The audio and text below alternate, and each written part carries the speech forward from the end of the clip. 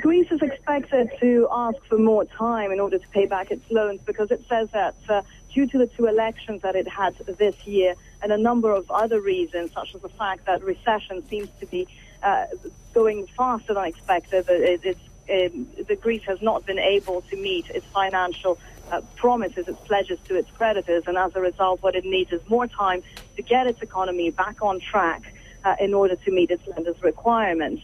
This is what Mr. Samaras is expected to try and ask Mr. Juncker during a meeting that they will hold today. It will not be a formal request, but simply he will put the idea on the table, while at the same time he will try and convince Mr. Juncker that Greece is determined to stick to its lenders' requirements despite the delays in implementing certain measures.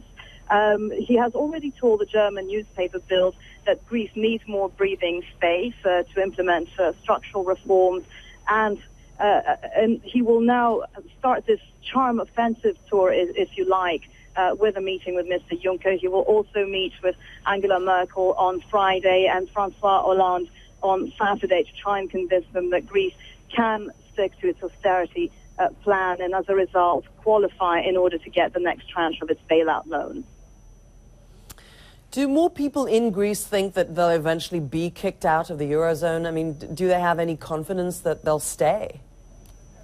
Well, what is happening in Greece is that most people see that the measures that have been implemented so far haven't really been very successful. As a result, they're wondering if what is taking place, the actual packages are what is the most effective way to get Greece out of the financial crisis. There's a lot of concern about that.